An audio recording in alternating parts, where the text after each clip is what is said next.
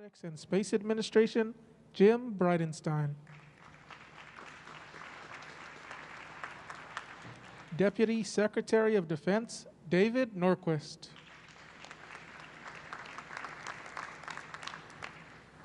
Assistant to the President and the Acting Director of Domestic Policy Council, Brooke Rollins.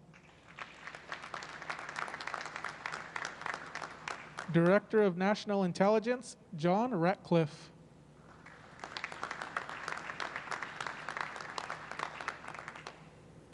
Director of the Office of Management and Budget, Russ Vogt.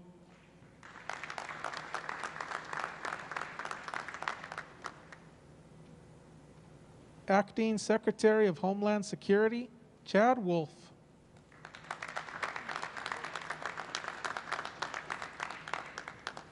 Secretary of Energy, Dan Briette.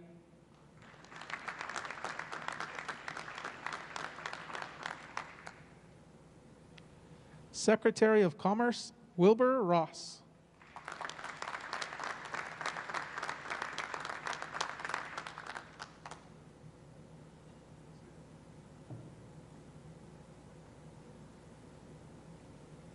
Ladies and gentlemen, please welcome the Chairman of the National Space Council, Vice President Mike Pence.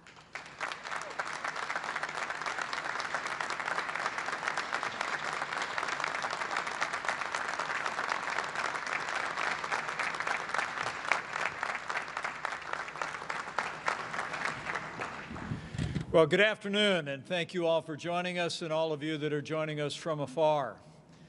To the members of the President's Cabinet on the National Space Council, to leaders across our administration, to members of the National Space Council's User Advisory Group, and to all those present, welcome to the 8th meeting of the National Space Council, men and women who have revived American leadership in space.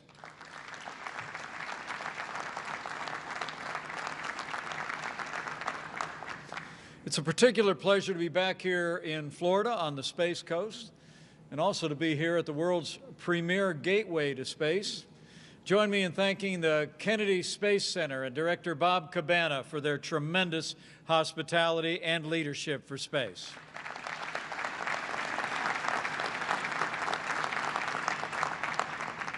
So it's wonderful to be here at this Apollo Center, Bob, and it's an incredible place. People have come from around the country and around the world to be inspired by the past, and now the present, and the future of American leadership in space. And we're truly grateful, Kennedy Space Center, for all that you've done and to continue to advance American leadership.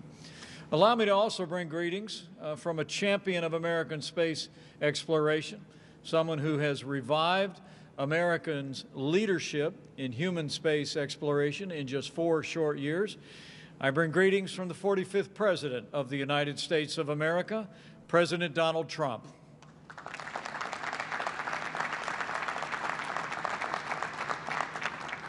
Today at this 8th meeting of the National Space Council, we will have updates from all of our council's members about the progress that we have made, both in civilian, economic, and military advances in space. But before I start, let me at least acknowledge the passing of an extraordinary American whose life and contributions to American aviation have undoubtedly led to inspire the advances that we've made in the vast expanse of space. This past Monday, America lost one of our greatest heroes, one of the greatest heroes not just in the history of the United States Air Force, but in the history of American aviation, General Chuck Yeager. He was a man of a humble background, grew up in rural West Virginia, enlisted in the military. He would go on to become one of the greatest aviators of all time. Chuck Yeager was a war hero. He shot down 13 Nazi aircraft, but was himself shot down over France. Flew more than 150 military planes, a total of more than 10,000 hours, 30 years of active duty, and as history records, was the first man to break the sound barrier. General Chuck Yeager has now left us, made his final ascent, but it was my great honor as we renamed 2 Air Force bases as Space Force bases just a short while ago to announce that at the direction of President Donald Trump, we are initiating today efforts to rename an upcoming United States military base after the late and great General Chuck Yeager.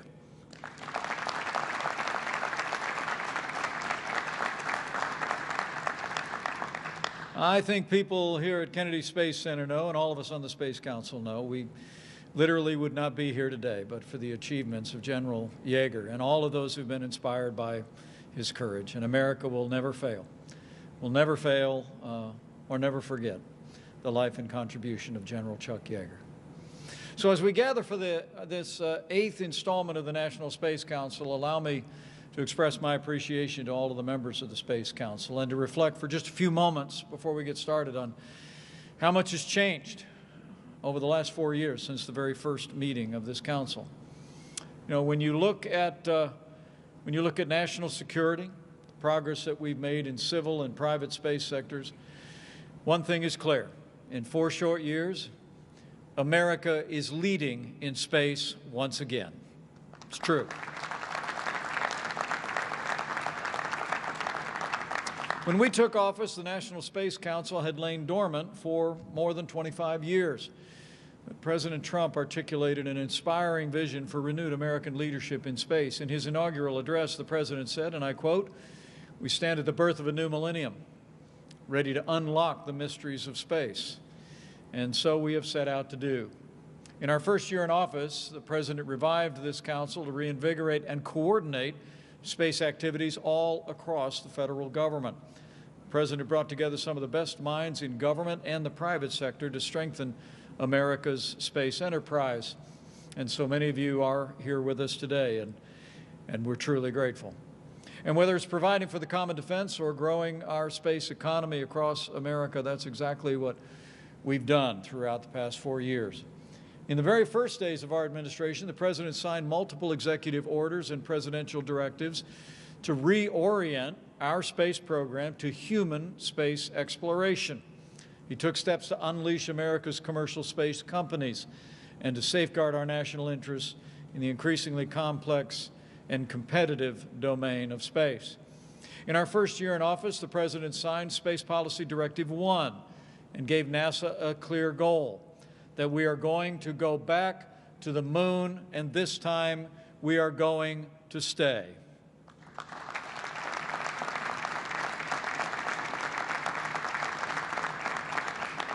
We made clear in our first year that the moon is not a final destination, but it's a base for developing and training for future deep space missions. We're going back to the moon, and then we're going to Mars and beyond.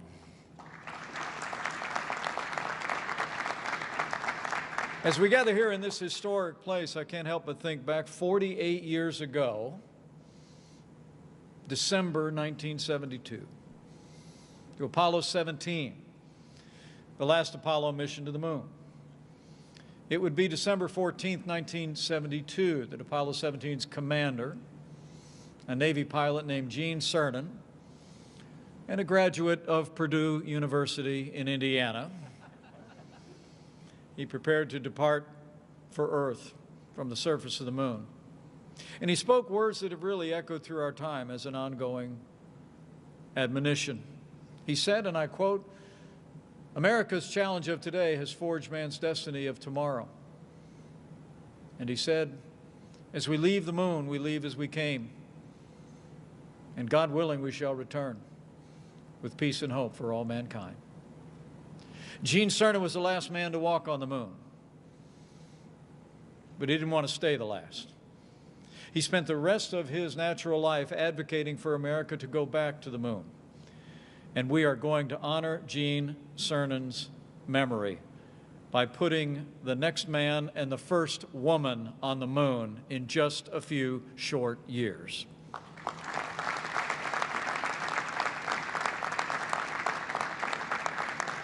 As you'll also hear updates today, the President also set NASA and the private sector, the entrepreneurial companies that have been involved in space exploration and development, in motion to ensure that we would return to the moon and then the next astronauts on the surface of the moon, and all the economic development in space will be driven by American ingenuity. And we're going to ensure that Americans are going to be, we're going to be the very first. The very first not only to develop on the moon and Mars, but also to continue to develop the economic potential of space exploration. Even in this challenging year in the life of our nation, when Americans have sacrificed so much, we've continued to make steady progress toward that goal of renewed American leadership in space. This spring, it was my great honor to attend the first crewed launch, along with the President of the United States, from right here at the Kennedy Space Center. It's the first time we sent American astronauts into space from Kennedy Space Center in nearly a decade. And then, not to wait a minute further, this last November, I returned again to see the second crewed full-scale launch and mission of American astronauts from American soil back into American space. That's the result of real leadership and renewed American leadership in space.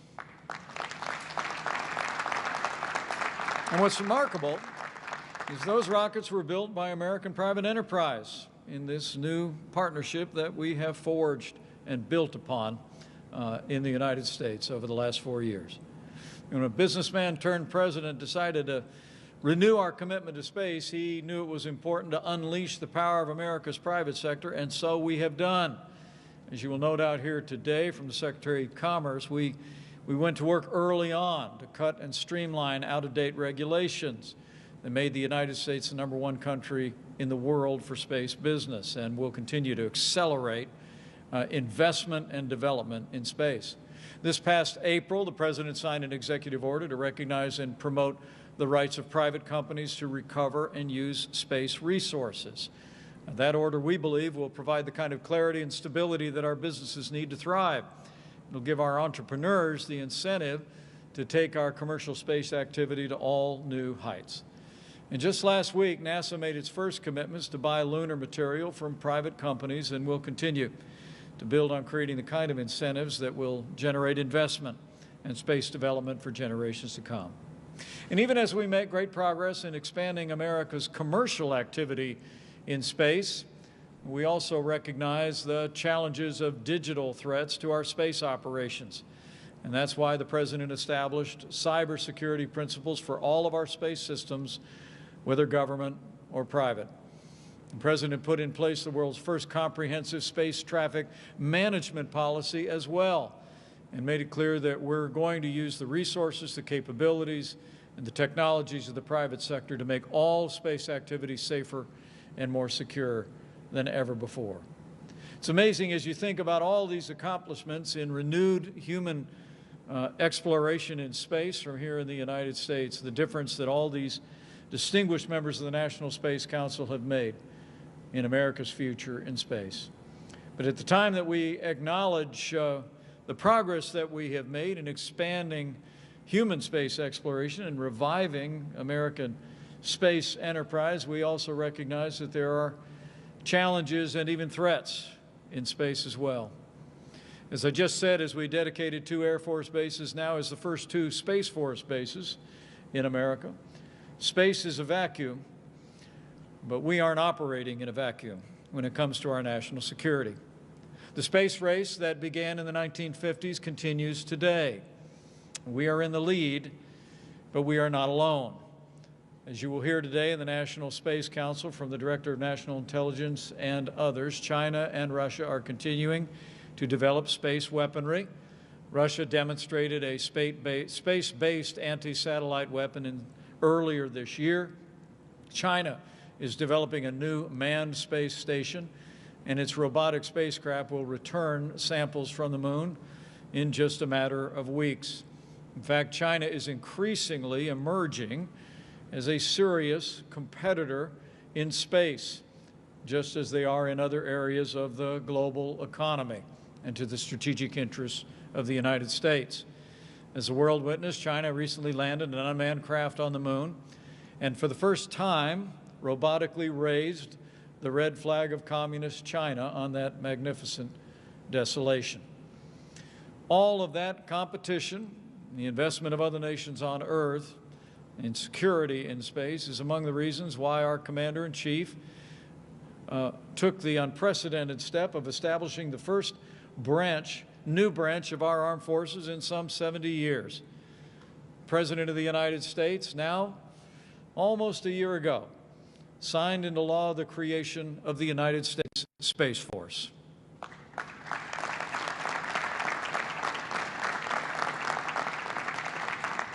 Under President Trump, the highest priority of our administration is the safety and security of the American people. And where too often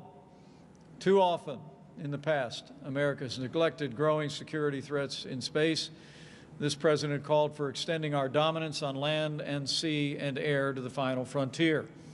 It would be June of 2018 when President Trump laid out his vision for American military power in space. He called for the creation of that new military service that we spoke of today at the dedication of those bases. I believe it is a tribute to the President's leadership as well as the leadership of all the military personnel that are gathered here today, that literally in just a year and a half after our President first called for the establishment of a Space Force, after it had been talked about for a half a century, he was able to sign it into law. It's extraordinary to think of the contribution. It's a contribution that the United States Space Force will make to the security of our nation and the perpetuation of our freedom. As Deputy Secretary Norquist will reflect in a few minutes, the Space Force is growing stronger by the day. In fact, Secretary Barrett and I were not long ago in Colorado Springs when we saw the first 86 company-grade officers commissioned into the United States Space Force. And we're pleased to be joined today by the Chief of Space Operations, the man who has been working around the clock to stand up the United States Space Force. Join me in thanking General J. Raymond, who's with us here today. General.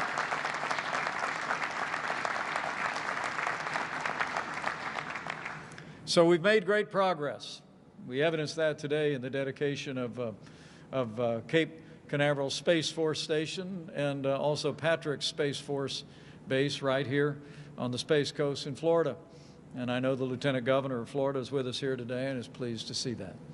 But just like 42 years ago when Gene Cernan was on his way to the moon, and just like when Chuck Yeager was breaking the sound barrier in the 1940s, the United States continues to face an era of competition.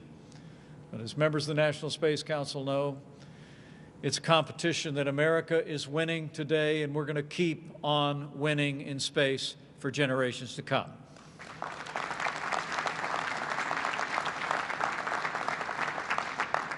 And that's one more reason today, while I'm pleased to announce that the President, as of today, has issued a new national space policy that we will articulate at this meeting of the National Space Council. The National Space Policy provides the President's direction to the executive branch on all space activities. It emphasizes that space is critical to our security and our way of life, and lays out the fundamental principles to put America first in space. Dr. Scott Pace will go into more detail about the President's new national space policy in just a few moments, but it represents our ongoing commitment at the National Space Council and throughout this administration to ensure American leadership in space. But for now, let me just say that because of the hard work of all the men and women of the National Space Council putting our President's vision into effect, because of the hard work of all of the dedicated men and women on our Space Council Advisory Group and the support of the American people and leaders in the Congress, we've made great progress in the last 4 years.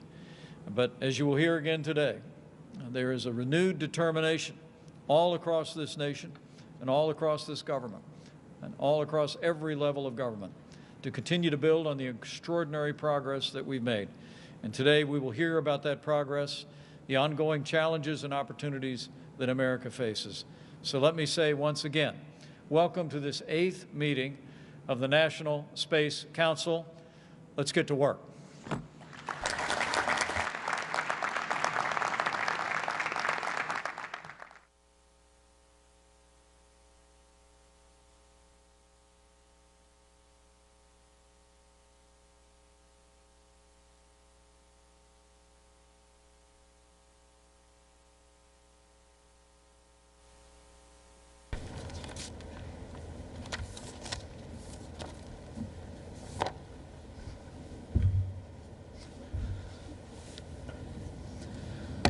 Again, let me call this meeting of the National Space Council here at the Kennedy Space Center on Florida's historic Space Coast into session. Today's meeting will include important updates and announcements from council members and the council's executive secretary. First and foremost, allow me to turn our attention to the economic progress that we've made. Policies have been advanced. The Secretary of Commerce, Wilbur Ross, has been a great champion of space, even as we've seen the American economy over the last 4 years reach all new heights. I think we set another record on the stock market again today, Mr. Secretary, but let me just say how grateful we are for your immediate appreciation for the impact that space exploration and entrepreneurship could have on the American economy. And why don't you give us an update on the Department of Commerce's activities related to space traffic management, international space development, and investment, and other encouraging space news. But join me in thanking Secretary Wilbur Ross for his great leadership on this cabinet and on the National Space Council. Thank you, Vice President Pence, for the opportunity to update the National Space Council on the growth of the space economy and the related work that is taking place at the Commerce Department. Here at Cape Canaveral last week, SpaceX executed its 100th successful commercial Falcon 9 rocket launch. They sent a crew and thousands of pounds of supplies and research gear aboard a Dragon spacecraft to the International Space Station. I'm reminded that it wasn't long ago when travel among the stars was merely a distant goal, before it was even a race among nations. Indeed, our country has achieved remarkable progress in the space sector, and now again, as American business people continue creating new ways to make space more commercially feasible. I toured such an example earlier this year, Astrobotic's new headquarters in Pittsburgh, one of the many small companies doing very creative things. Their facility will support unmanned missions to the moon and drive technological development that brings us closer to NASA's planned 2024 human moon landing. Such landmark accomplishments in the commercial space field come alongside record-breaking economic investment in space activities. Globally, another $4.9 million was invested in space companies in the third quarter alone. This not only marks the most productive quarter on record, but it also raises the total 2020 investment to $17.5 billion in the overall industry. And wonderfully, the U.S. accounts for 62% of the industry's total investment. Morgan Stanley projects that revenue generated by the global space industry may top $1 trillion by the year 2040. And the recent explosion of the industry here in the U.S. is due in no small part to the efforts of the Trump administration. The administration's pro-space agenda and the work of the National Space Council has already had significant impacts.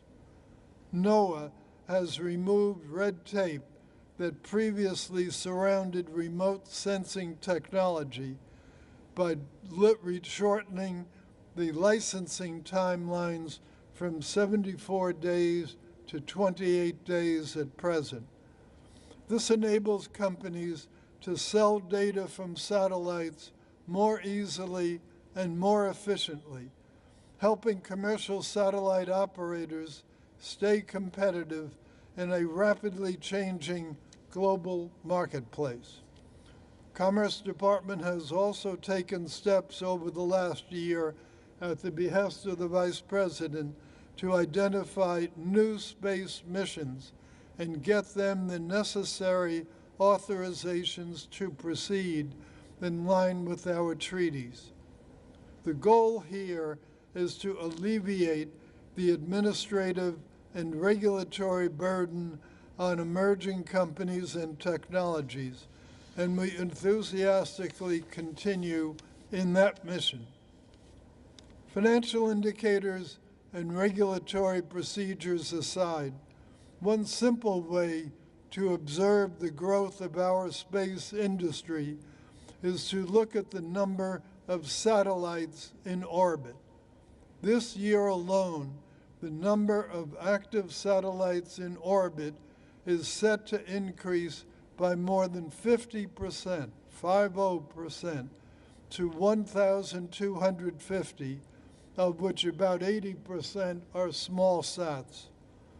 And the Satellite Industry Association estimates that up to 110,000 new satellites could be in orbit by 2030. This is good news for projects like SpaceX's Starlink, as well as for smaller companies that can benefit from the growing accessibility of private satellites. But the increase in satellites has also created a unique set of challenges when it comes to managing orbital traffic. We are seeing more and more frequent near misses that could cause unprecedented new amounts of debris. If two significant objects were to collide, they could create such a shower of debris that it could endanger the astronauts aboard the International Space Station. It could endanger billions of dollars of U.S. and other investment in space. And it could also interfere with the growth of space commerce. Fortunately, there's no shortage of brilliant men and women who have made remarkable headway toward managing this problem. In 2018, the Trump administration's Space Policy Directive 3 provided a unique approach to the management of orbital traffic. The Commerce Department's Office of Space Commerce and our interagency partners took on the missions laid out by this initiative. And today, I'm proud to report that we're in the midst of finalizing a Department of Commerce, Department of Defense MOU that will provide a detailed plan for the improvement of space situational awareness and ultimately space traffic management. We have also drawn on existing NOAA resources to establish a new open architecture data repository. This system allows both private and government entities, including those of our allies, to share data, increasing all parties' situational awareness amidst an increasingly crowded orbital environment. We continue to work with our allies in industry on the norms, standards, and best practices that will inform new rules of the road for space. We have also worked with private business and technology leaders from around the globe in this issue. In fact, just before Thanksgiving, the Office of Space Commerce hosted an industry day with over 250 companies participating, virtually of course, to discuss our approach to the open architecture data repository. We will continue to work collaboratively with the public and private sector to tackle this challenge. It's not the only one we face. China's lunar landing last week underscores that we are not the only ones invested in the business of space. And that competition for American companies operating in this sector is real competition. Similarly, Japan became the first country to bring back to Earth a soil sample from an astronaut. Looking ahead, my department's Bureau of Economic Analysis will publish within the next 2 weeks innovative experimental statistics that will help us further measure and understand the space sector. And I look forward to sharing this informative new data with all of you.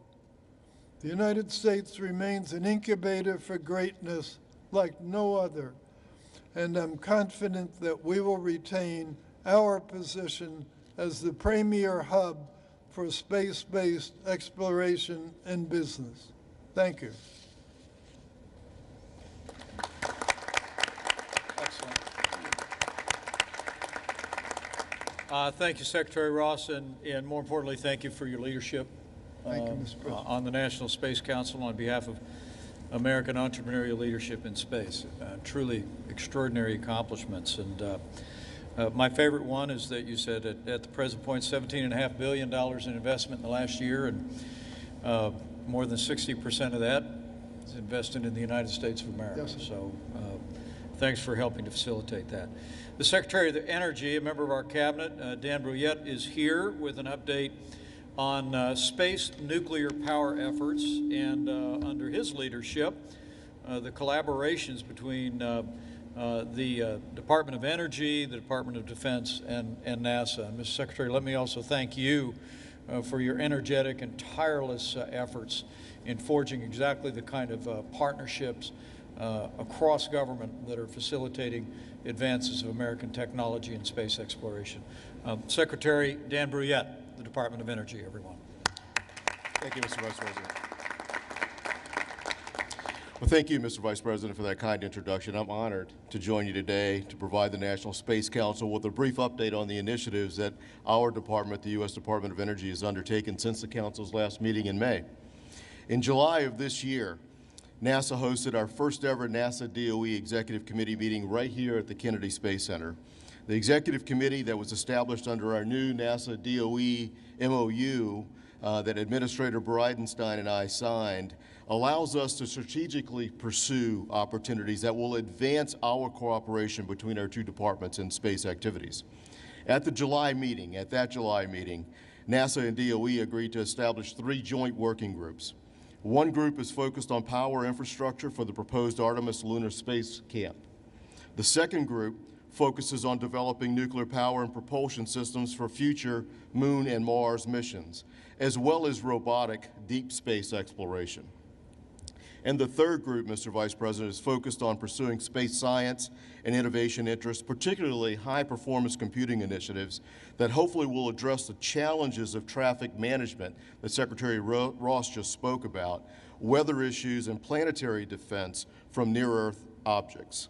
These working groups will ensure that DOE and our national laboratories are effectively harnessing the capabilities of our world-class scientists, our engineers, our technicians, and our research facilities to partner with NASA to solve some of the greatest technical challenges facing the United States. Since our last council meeting, we've also continued our space-related engagement with the U.S. Department of Defense. In October, DOE senior leadership teams went to the Pentagon for a space technology mini-summit to discuss how DOD and DOE could cooperate more strategically on space-related challenges. Our senior policy teams and our technical leaders met with Acting Secretary of Defense for Research and Engineering, as well as with representatives from the Strategic Capabilities Office, the Space Development Agency, and DARPA to explore ways of strengthening DOE's contributions to the space mission areas of each of those offices. We were extremely encouraged by the outcome of the mini-summit, and we will continue to work with the Undersecretary's office as well as other elements of DOD.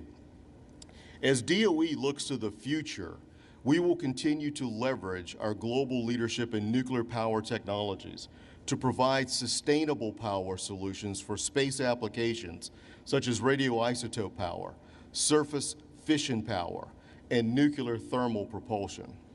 Following the successful launch of the Perseverance rover, which is powered by a DOE-developed radioisotope power system, DOE and NASA began formal engagement with nuclear, aerospace, and commercial power sectors to design and develop a surface power system for a lunar demonstration in the late 2020s.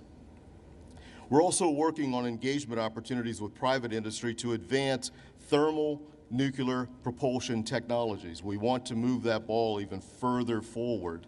DOE, NASA, and DoD are also working with industry to establish advanced nuclear fuel production capabilities to support future terrestrial and space demand needs, and seeking to establish and maintain a nuclear supply chain capability that enables us to address a very wide range of applications. In addition to those things, DOE and NASA successes in ramping up plutonium-238 isotope production have now eliminated projected supply shortfalls, increasing the opportunities for deep space missions in the 2020s and beyond. Through our strategic investments, DOE and NASA have also modernized large portions of the radioisotope power system supply chain, eliminating single-point failures and improving reliability to support quicker mission tempos. Yet there's so much more that we at DOE can do, and we will do it. We're looking for ways to apply our next-generation computing technologies to address the tracking, modeling, and data analysis challenges of space weather warnings, space debris tracking and avoidance, and large-scale analysis of space radiation in cosmic microwave environments. Mr. Vice President, this is all possible because of your leadership of the National Space Council and the President's focus on significant space goals. And our work at the DOE is enabled by the great work of my colleagues across the interagency. So I'd like to especially thank all of those who have partnered closely with us, especially Jim Breidenstein and Jim Morhart at NASA, and of course, Michael Kratsios at DoD. Finally, it's in this spirit of collaboration that I'm pleased to announce DOE's new space strategy, which we will soon publish. This decade outlook will directly support the national space policy and will focus DOE on being a key technology developer to support the space missions of our interagency partners. Thank you again for inviting me. Thank you for allowing me to join you. DOE, or as I like to call it, the Department of Exploration, looks forward to a future of powering innovation, of driving exploration, and for reaching for the stars. Thank you, Mr. Vice President.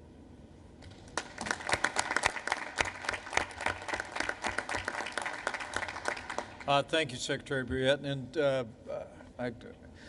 I hope it's not lost, particularly on anyone looking on. I know all the experts that are gathered here, civilian and military, understand it, but the innovation that you're promoting through the Department of Energy on the development of nuclear power is what will precisely enable us to do deep space exploration and to put American astronauts on Mars.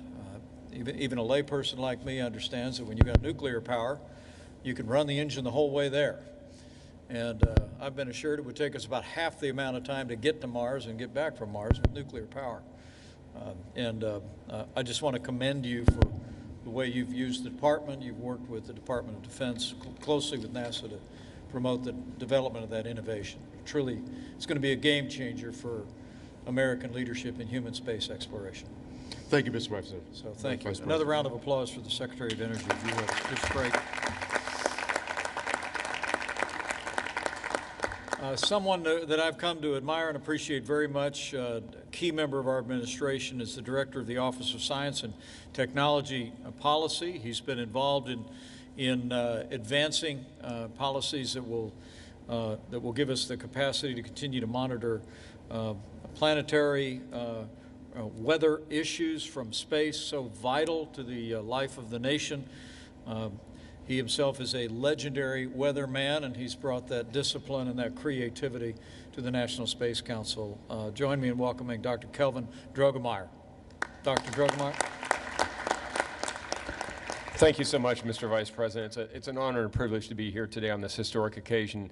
I really appreciate so very much your leadership of the Council and your extraordinary service to America as our Vice President. Thank you so very much for that. Under the President's leadership and under your leadership, Mr. Vice President, this nation has recommitted itself to space discovery and exploration and the advancement of humanity's expansion into the heavens.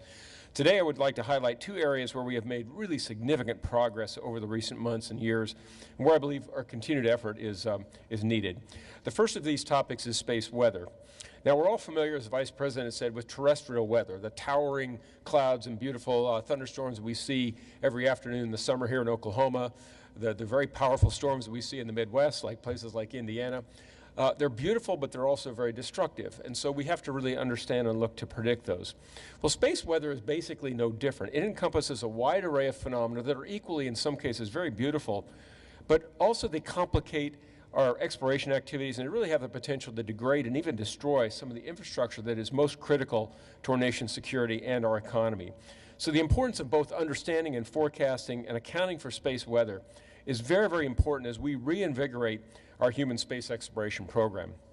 In October 2020, the President signed the ProSwift Act, it's an acronym, which established as U.S. policy, and I quote, to prepare and protect against the social and economic impacts of space weather phenomena.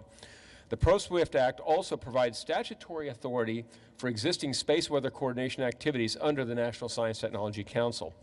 Now, in March of last year, that same National Science Technology Council released a National Space Weather Strategy and Action Plan. And that very same day, the President signed an executive order on coordinating national resilience to something called electromagnetic pulses. Now, they're relevant here because the sorts of geomagnetic disturbances that occur in the sun that are disruptive, they're called space weather disruptive to our space activities. They're both a space weather phenomena, and they're also naturally occurring as EMPs. So since the release of those documents, federal agencies have worked very, very hard on their implementation, and together with the academic and private sector and also international partners, we've made great progress. And I want to highlight very quickly three areas.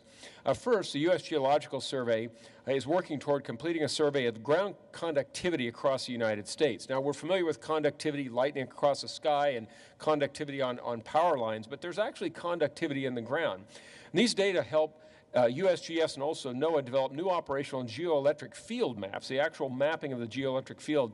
It provides much more accurate estimates of electric currents that are generated by geomagnetic storms. And those things can then disrupt power operations and resilience and things like that. So that hazard map is going to be a very, very important tool that we have to sustain electrical power during geomagnetic storms. Second, as a result also of partnership between NOAA and NASA, NOAA's space weather follow-on spacecraft is scheduled for launch in 2024, that magical year when we're going to return to the moon. This will ensure continuity of observations critical to space weather prediction and forecasting, and also to NOAA's geomagnetic storm watches and warnings that it issues regularly.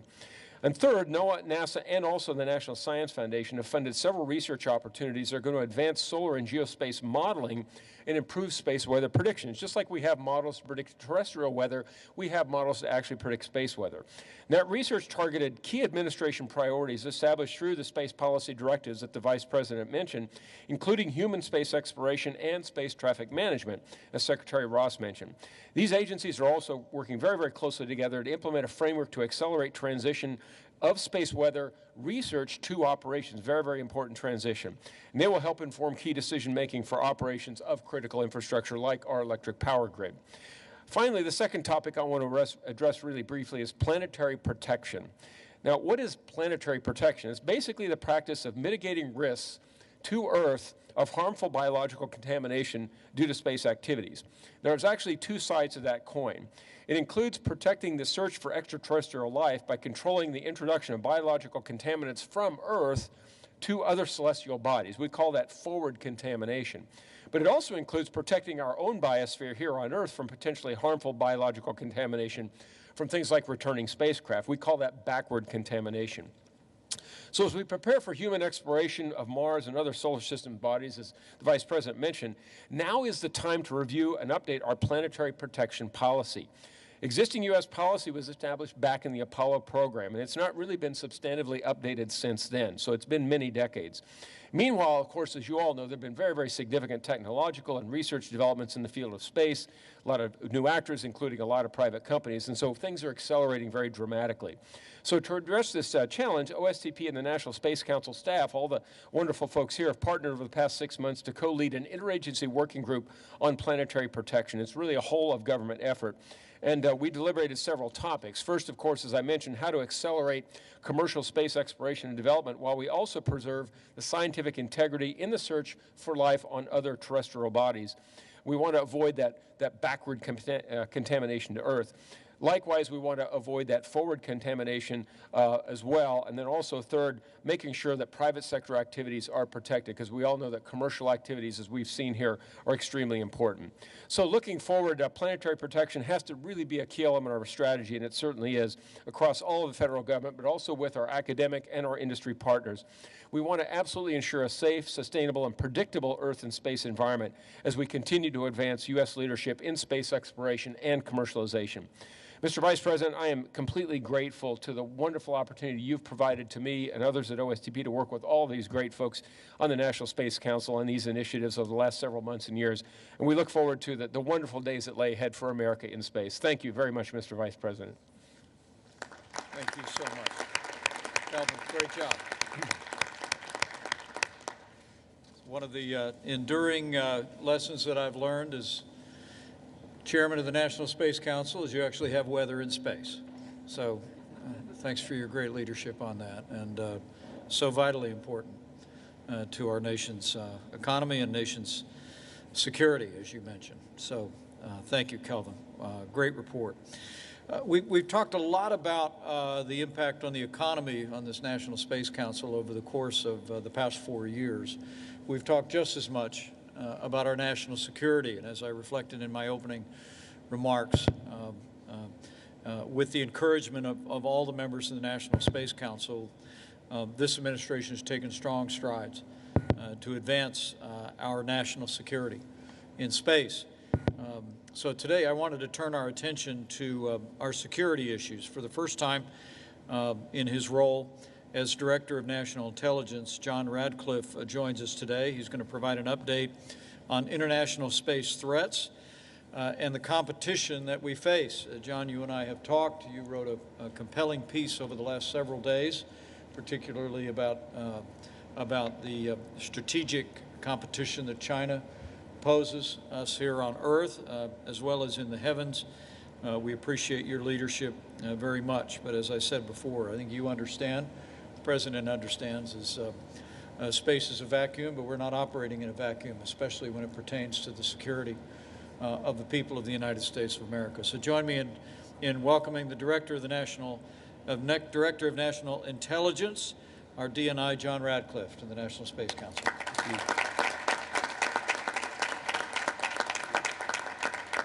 Thank you, Mr. Vice President, and let me start.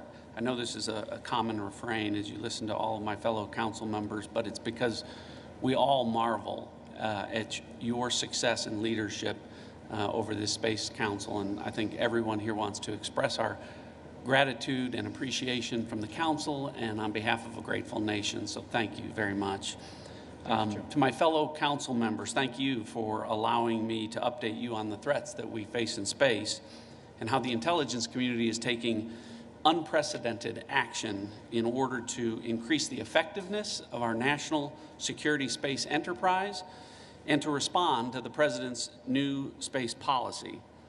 By almost any measure, the dramatic increases in space-related capabilities and services over the past decade have been game changers with profound implications for life on Earth. Currently, over 80 nations operate in space, and 50 countries have dedicated government budgets for space. And governments are not the only players in space. Dozens of new commercial space companies have emerged with plans to launch tens of thousands of satellites in the coming years, more than all of the satellites that have been launched since the dawn of the space age. Over the past 5 years, U.S. companies have launched more commercial remote sensing satellites into orbit than the rest of the world. But today that trend is reversing. The National Geospatial-Intelligence Agency, which I oversee, predicts that in this decade, the rest of the world will launch at least twice as many commercial remote sensing satellites as the United States. Economically, the global space industry has grown rapidly in recent years and is now approaching $500 billion in annual revenue. But more critical is that broad sectors of the U.S. economy have come to rely upon space-related capabilities. Our estimates suggest that industries with reliance on space-based services now contribute over $5 trillion to our gross domestic product. Simply put, we depend on space systems as critical infrastructure, directly supporting the American way of life. If these space-based services are disrupted, we could see adverse effects on nearly all sectors of the U.S. economy, including consumer supply chains, transportation, telecommunications, agriculture, and finance. Mr. Vice President and fellow members, to a degree unparalleled in American history, the nation's economy and security rely upon space systems that our competitors are challenging and that our adversaries are increasingly threatening. To that point, America's vital interests are increasingly at risk as China and Russia develop and field destructive weapons to threaten U.S. and allied space capabilities. As I wrote in an op-ed published in the Wall Street Journal last week, the intelligence is clear. China poses the greatest national security threat to the United States, and that includes China's actions in space, where China is pursuing weapons capable of destroying our satellites up to geosynchronous Earth orbit, where many of our critical space systems reside. China has also deployed a ground-based missile intended to target and destroy satellites in low Earth orbit. Russia has a similar system to China in development that is likely to be operational in the next several years, and Russia has also fielded a ground-based laser weapon which could blind or damage our space-based optical sensors. And I'll note that Russia in particular has recently demonstrated provocative behavior, creating a potentially dangerous situation in space. Over the past year, the Russian government, as the Vice President noted, launched a satellite that began to actively maneuver close to a U.S. government satellite. I want to make clear to the members of this council that we consider this to be threatening behavior, especially considering that the Russians have previously launched a very similar satellite that exhibited characteristics of a weapon when it released a high-speed projectile. Our Space Force Chief, General Raymond, agreed by recently saying, "This is not the behavior of a responsible spacefaring nation." In short, the threat to the United States and allied space systems continue to grow, and we should not allow that threat to grow unabated. And because of that, the President's new national space policy recognizes that space is and should be a priority intelligence domain, something the intelligence community has already begun to take action on and to move out. Earlier this year, we directed our intelligence agencies to increase support to space defense and added new funding to counter space threats. Although those numbers are classified, this represents a significant new investment which will directly address the emerging intelligence requirements of the Space Force. Additionally, we are working directly with the Space Force leadership to create a new National Space Intelligence Center, which will deliver intelligence support necessary to achieve our national security objectives. The establishment of this new center will provide the nation unparalleled scientific and technical intelligence on space-related threats, and it will serve as the service intelligence center for the Space Force. As I described earlier, America's entrepreneurs and innovators are demonstrating amazing new capabilities in commercial space marketplace. The new national space policy recognizes that the rapidly expanding commercial space industry is a vital element of national power. Consistent with this recognition, I recently approved the creation of the Intelligence Community Commercial Space Council. This is a high-level forum which will facilitate collaboration across the intelligence community and with industry, focusing on the intersection of commercial space services and national security. The Council will deepen our understanding of the capabilities and trends of both the United States and foreign commercial space industries. It will provide recommendations to bolster our use of commercial space capabilities, and it will support the growth of a robust U.S. commercial space industry that is responsive to our national security needs. As an example of our increasing engagement with the commercial space sector, the National Reconnaissance Office, or NRO, recently conducted a national security mission on a small commercial rocket launched from outside of the United States, an achievement which was a first for our intelligence community. The new national space policy also recognizes that the intelligence community and the Department of Defense are co-equal partners in the national security space enterprise, with both operating a variety of spacecraft that perform vital missions to our nation.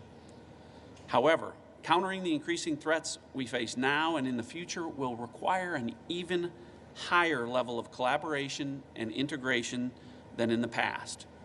Previously, we reported to this Council that the intelligence community and Department of Defense have agreed to align U.S. Space Command and the NRO under a new protect and defend strategy for the purposes of jointly guarding our vital space systems, should a conflict ever extend to space. For the first time, there will be a unified structure that fully integrates intelligence and defense plans, authorities, and capabilities to ensure seamless execution of space defense actions. I'm pleased to report that the NRO and Space Command are testing this emerging construct in a series of war games and experiments that are designed to pressure test the new arrangement before Space Command reaches its full operational capability. Finally, I am very pleased to report that my team at the Office of the Director of National Intelligence is working with our Space Force leadership to evaluate the potential for the Space Force to become the 18th member of the United States intelligence community. We anticipate a decision on this history-making opportunity in the next month or two, which would profoundly strengthen the partnership between the Department of Defense and our intelligence community. In conclusion, as adversaries increasingly threaten our vital interests in space, the actions that I have described here for you today, plus many more of a classified nature that I cannot discuss publicly, will continue to provide us with a competitive advantage, will allow us to counter emergent threats in space, and allow us to achieve unified action should conflict ever extend to space.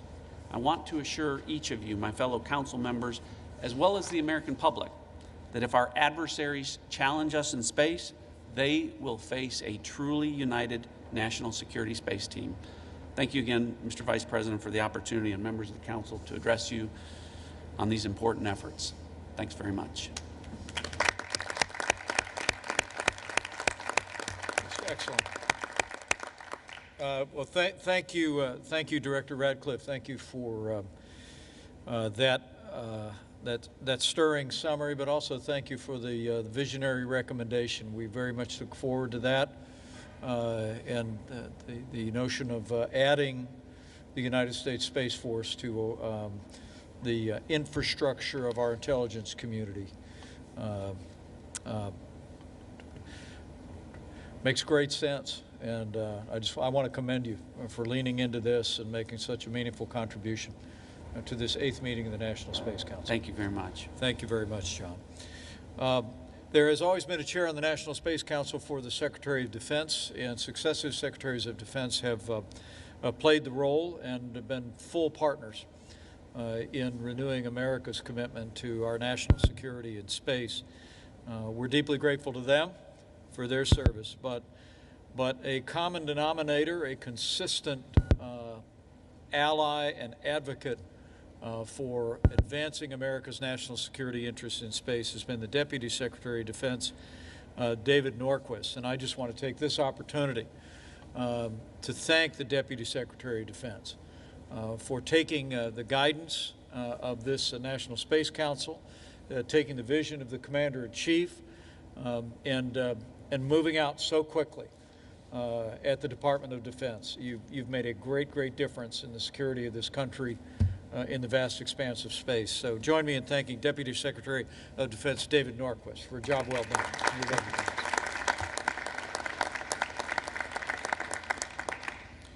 Good afternoon, everyone, and thank you, Vice President, for chairing this meeting today. You just heard about some of the challenges and threats facing us in space. Since the last National Space Council meeting back in May, the Department of Defense has made tremendous progress in adjusting to the challenges of space as a warfighting domain. Today, I want to highlight our developments across the Department, the U.S. Space Force, U.S. Space Command, and within the Office of the Secretary of Defense. And in doing so, I want to thank those around the table. Your efforts and partnerships are vital to achieving our nation's objectives in space.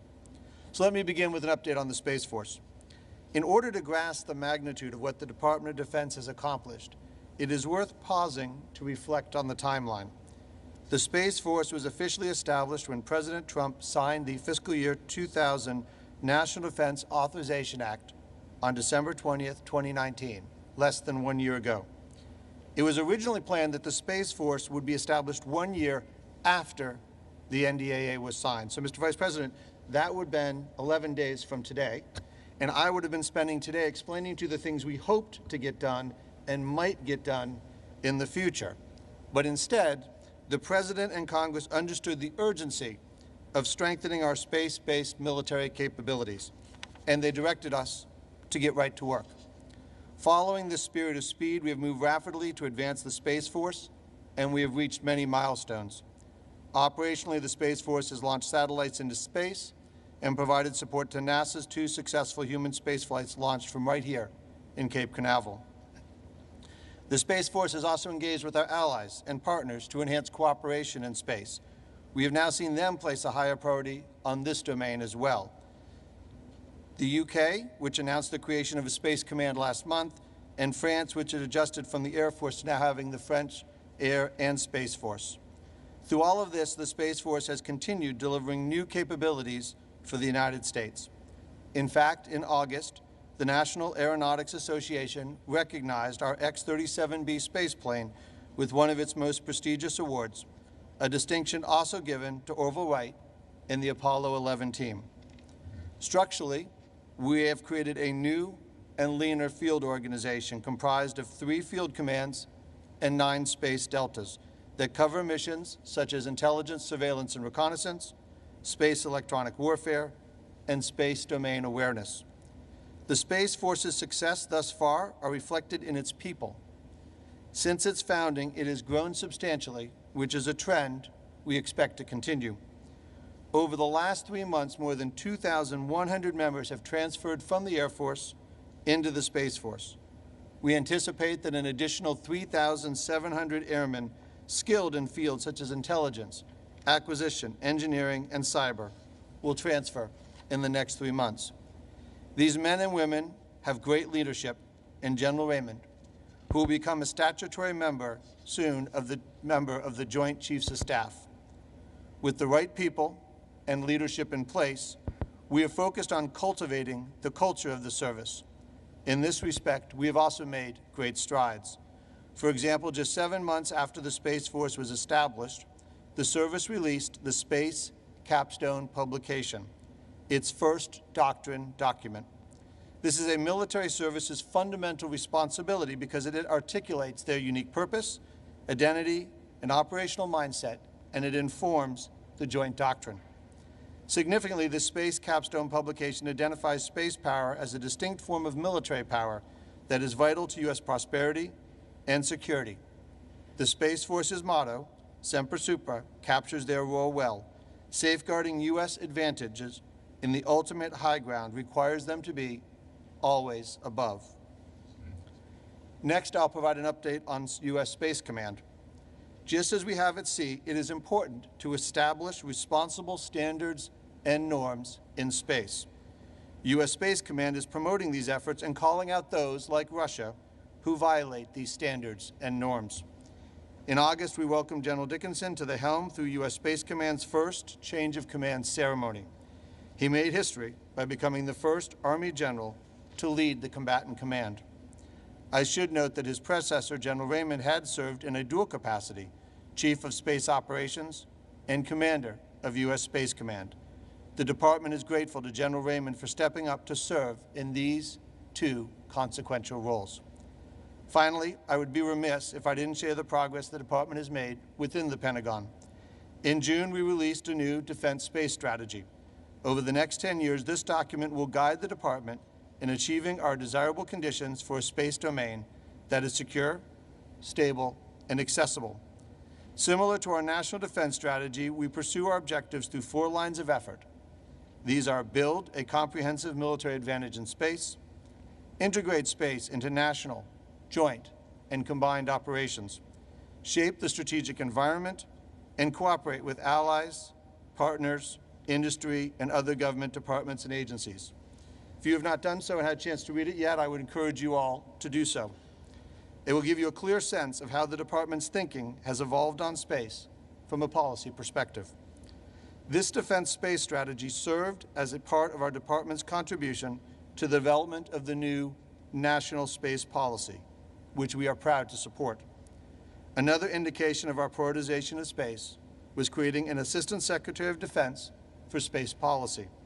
I established this office in response to the bipartisan fiscal year 2000 National Defense Authorization Act and to fulfill your due out, Mr. Vice President, when you announced the Space Force in August 2018.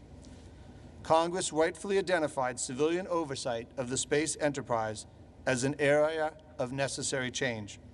The Assistant Secretary of Defense for Space Policy will now be responsible for interagency coordination and international engagement on space policy and strategy. With this elevated level of leadership, we will bring heightened focus to the space domain as we prepare for long-term strategic competition and ensure alignment with the Space Force and U.S. Space Command. In conclusion, the Department of Defense has had a significant and successful past 7 months. We remain committed to continuing this important transformation of our national security space program, which just prepares us for deterring the high-end fight. Thank you all very much.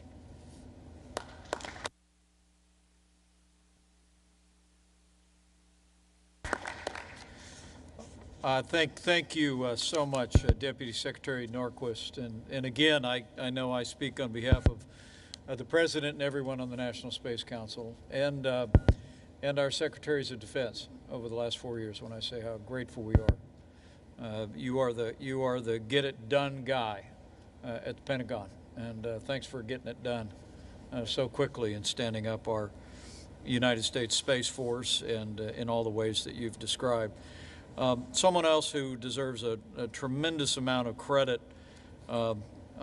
is I want to call on for maybe just a few brief reflections following the Deputy Secretary's remarks. He's a former commander of the United States Strategic Command, led forces in Operation Enduring Freedom, Operation Iraqi Freedom, led and commanded Air Force Space Command, and now, fortunately, we arrive at a time in the moment in our history when, as we are standing up American military leadership in space, the Vice Chairman of the Joint Chiefs of Staff brings a lifetime of dedication and experience to America's military security in space. So let me invite all gathered here first to thank General John Hyten for his lifetime of service, and General Hyten, any reflections that you have on this first year of the United States Space Force. General Hyten, everybody.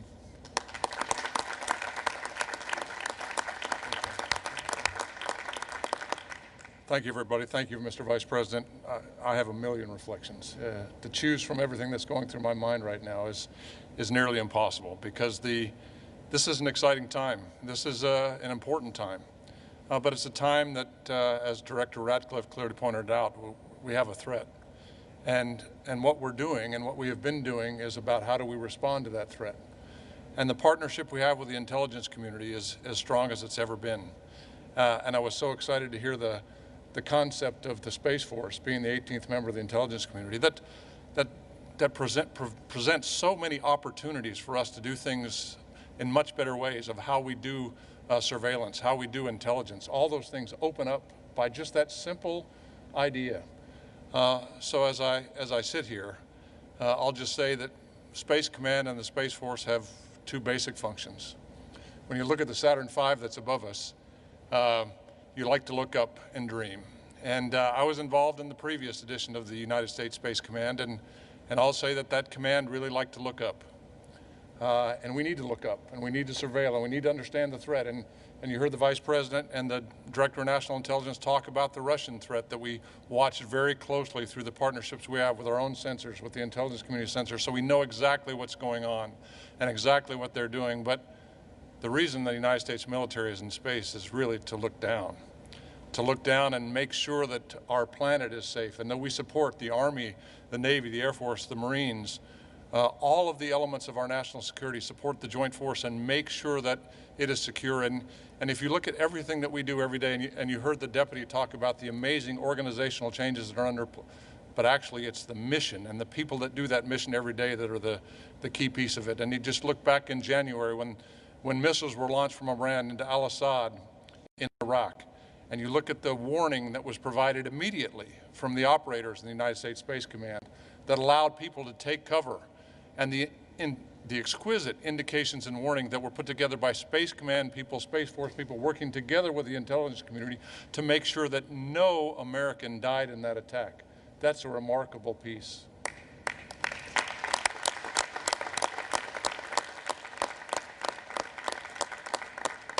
So, Mr. Vice President, thank you for your leadership. It is actually a joy to work with you in any meeting I've ever been in. And I want to say that I look forward to the future. You know, the one thing about all 4 stars, General Raymond, is that we're all circling the drain. You know, we're all pretty much done.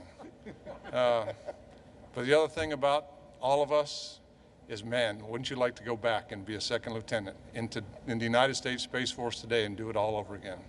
That would be exciting. So, Mr. Vice President, thank you. General John Hyten, everybody.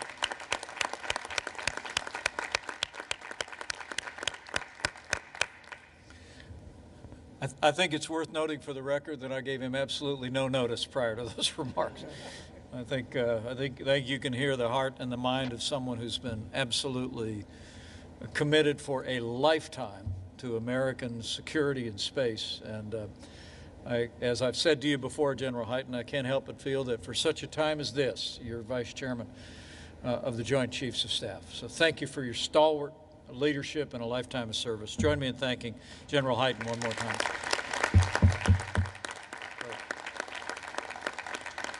Closer to home on security, and I apologize that I didn't give him any notice at all, the Acting Secretary of the Department of Homeland Security. I've come to know him over the last 4 years of service and have been deeply inspired at his implementation of American law, security on our border. But the members of the National Space Council deserve to know that under Acting Secretary Chad Wolf's direction, the Department of Homeland Security has also been working to increase outreach to the private sector to ensure cybersecurity in space systems, which is of equal importance to our economy, to the privacy of the American people. So for a few minutes of reflections on the progress, the efforts DHS has made, join me in thanking Acting Secretary Chad Wolf, member of the National Space Council. Well, let me start off by, again, expressing my gratitude, Mr. Vice President, for your leadership of the Council, as all of our Council members have said today. The work that not only you, but the staff have done over the last 4 years in advancing American leadership in this area, I think, is a testament. The Department of Homeland Security, as you said, is hard at work at helping to implement the national space policy in 2 primary areas, and that's in cybersecurity and resilience. And so what we call the left of launch, or before launch, is a critically important time. Cybersecurity and supply chain security of space systems is paramount. And to support this effort, the department is leveraging our relationships and our processes with critical infrastructure owners and operators around the country through our Cybersecurity and Infrastructure Security Agency, or CISA. And CISA is leading the newly established Space Information Sharing and Analysis Center, or ISAC. And that's a forum for U.S. government and private industry can share information and best practices, and we do that through a number of other industries as well. We are also partnering with our colleagues at the Department of Commerce, Secretary Ross and others, to engage more small and innovative companies wanting to engage in this area as well. After launch, or to right of launch, as we say, DHS is leading in the testing, the resilience of federal and critical functions through the exercising of continuity of operation practices. These left of launch and right of launch approach will increase the security of our homeland, will certainly broaden our private sector and international partnerships, and will support the important work of the American space activities. So let me just close by, again, thank you, Mr. Vice President, for your leadership for this council, and the department stands ready to support its ongoing work. So thank you. Thank you, Chair. Thanks for the kind words, and thanks for your leadership. Thanks for your leadership, Mr. Secretary. We couldn't be more grateful. I'm going to get a couple of people, put a couple more people on the spot who've played just a leading role in our ability to move out on the policies that have been advancing our economy and our security. Brooke Collins is the director of the President's Domestic Policy Council, and Russ Vought is the head of the Office of Management and Budget. And I can tell you that over the course of the last 4 years, both of them have been consistent partners in our effort to identify the resources on the security front and in reviving human space exploration here at NASA, but also in promoting the vital role that American leadership in space has played in our economy, as the Secretary has reflected momentarily. I also want to recognize Brooke Collins because while we are here at the Kennedy Space Center, we are on the Space Coast with Lieutenant Governor Nunez and a lot of proud Floridians. Texas likes to boast of their long history in space in Houston, and Brooke Collins is a daughter of Texas and counts a Lone Star State home. So thanks for bringing all that natural Texas passion to your efforts on behalf of space. So I'm going to recognize Brooke Collins, Domestic Policy Council, and then the Director of OMB before we turn our attention to national space policy and to the Director of NASA's report. Brooke? Well, this is unexpected, Mr. Vice President, but thank you. It will only be 1 minute, and thank you for the shout out to Texas. It's great to be here in Florida as well. I am struck as I sit here as the mother of 4 children.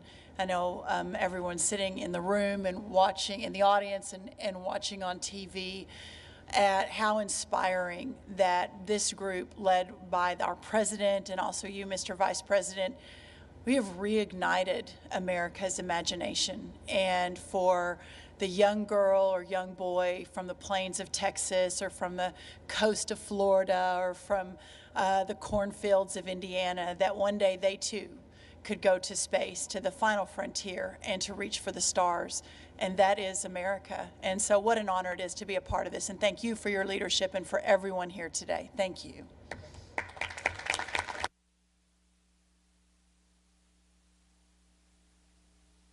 Director of the Office of Management and Budgets, man I've known for many years, and he is a tight-fisted steward of the public treasury. But I want to take this opportunity to thank Director Russ Vought for finding a way for the largest increases in NASA's budget in the modern era, and for also finding a way to make sure that our standing up the United States Space Force had the resources necessary. So, Mr. Director, thank you, and we'd welcome any remarks you'd have for the National Space Council today. Director Russ Vought, the Office of Management and Budget. Thank you, Mr. Vice President. It is a privilege to be back here. And budgets are about priorities. And one of the things that this administration under the President and your leadership has been insistent upon from the very beginning is that we're going to get back to space. We are overjoyed that we've been able to increase the budget by 15%. Right now we're in the midst of hard-fought negotiations to get our 12% increase to make sure that we have the resources to get back to the moon and Mars and beyond. But I want to build off of what Brooke said, and that is to get to...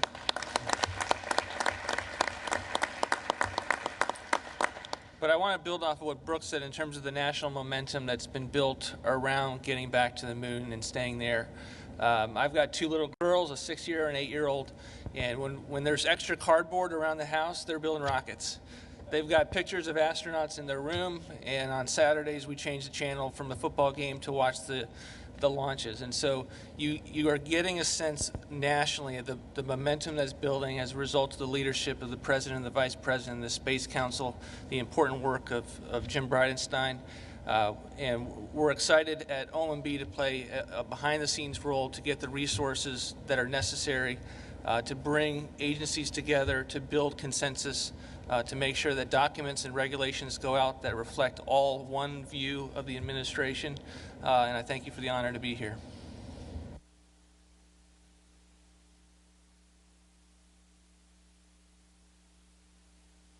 Thank you so much, Director Russ Vogt. Thanks for your efforts, and thank you for that. Thank you for talking to us about your little girls. I think it's one of the points you make, one of the points Brooke made is that having revived America's commitment to human space exploration and innovation, rededicating ourselves to American leadership in space for our national security, I can't help but feel that it's going to inspire kids to pursue STEM education and to have their eyes on the stars. So thank you both for those without any notice remarks. Very inspiring. I'm going to ask Dr. Scott Pace, who has been the Executive Director of the National Space Council over the last 4 years, has been my right arm throughout this effort to come forward. Today, President Donald Trump signed an updated national space policy for the United States of America, just in time for this 8th meeting of the National Space Council. And I've asked Dr. Pace to give us a very brief update. You all should have a copy, and for those of you looking on, the new national space policy of the United States of America will be available online for all of the country to review. But Dr. Pace, maybe you could just update members of the council on the policy and specifically how it differs from previous space policy at this important moment in the life of this program and in the life of the United States Space Force. But before I do that, I do want to give all of you a chance. We are only as good as the people who are behind us, supporting us, advising us, informing us. And I must tell you, it's been one of my great privileges over these past 4 years to enjoy the friendship, but the extraordinary professionalism and guidance of Dr. Scott Pace. So would all the members of the National Space Council join me in showing our appreciation for Scott Pace for the great job you've done.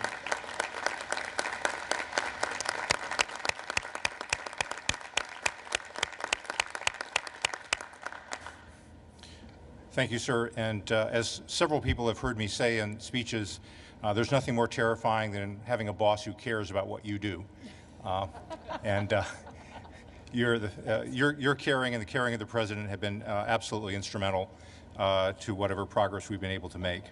With the strong leadership from the President and your National Space Council staff has been working closely with all the members of the Space Council to develop the new national space policy.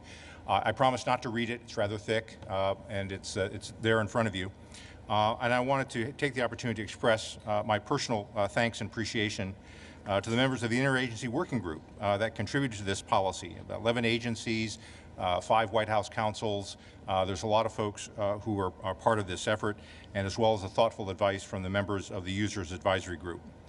The National Space Policy is the President's direction to U.S. government departments and agencies to advance the interests of the United States in space for the benefit of the American people. And this policy outlines fundamental principles of the United States regarding its activities in space and details future goals and executive branch tasks to achieve them. The policy reaffirms the nation's interest to act responsibly in space to ensure safety, stability, security, long-term sustainability of space activities. And as such, it's similar to past policies in that it reflects long-standing efforts that extend back decades at the beginning of the space age, while recognizing new challenges and new opportunities in front of us.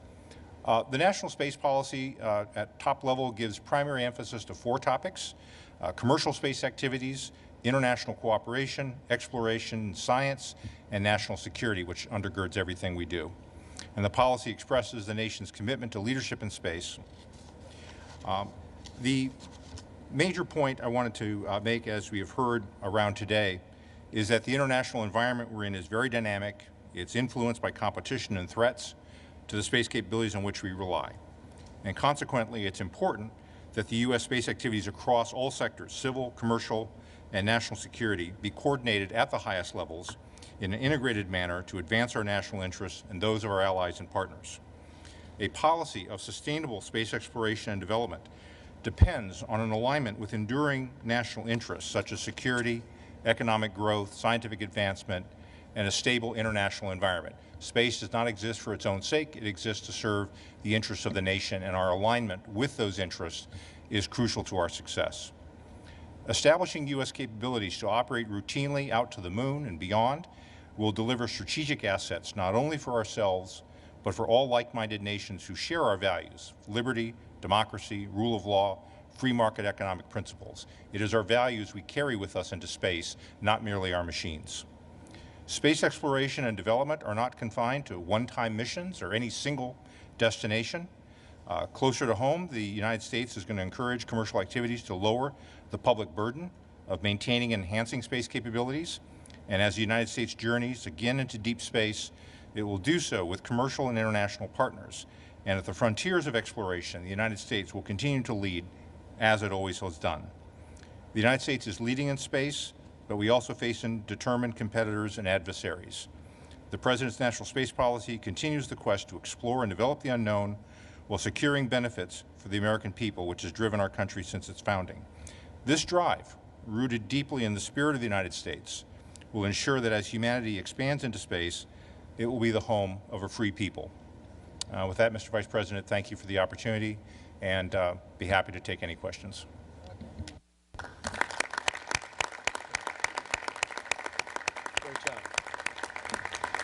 Thank you, Dr. Pace. And the National Space Policy of the United States, I was there literally when the Staff Secretary brought this into the President late yesterday. I know people worked around the clock on an interagency basis to get this completed before the 8th meeting of the Space Council. And where might people be able to review this today? We'll make sure it's on whitehouse.gov, but where else? I'm pleased to say that White House Digital Services has been great, and it's available online. Okay, available online, National Space Policy, and would recommend it to the attention of any American interested in a broad outline of what our priorities are and what our objectives are with regard to American leadership for our economy and our security in space. But thank you so much, Dr. Pace, for the report. And but another round of applause for really a tireless public servant and all the work he's done.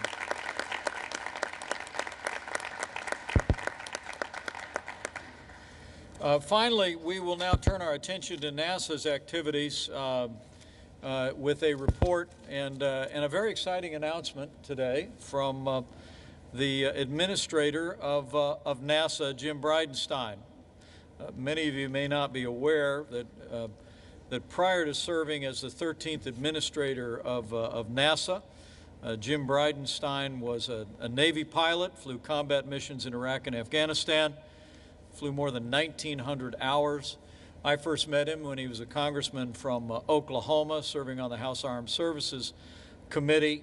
But very early on, it was apparent to President Trump that this was a man who had a deep passion for American leadership in space. And I must tell you that when I think of all the progress that we've made in reviving American leadership in human space exploration, when I think of the historic steps that we have taken in the last 4 years to ensure American military dominance in space as much as on land and sea and air, I am truly grateful, as I know the President of the United States is, for the service and tireless efforts and enthusiasm of the 13th Administrator of NASA. Join me in thanking Jim Breidenstein for all that he's done. and for the important announcement today.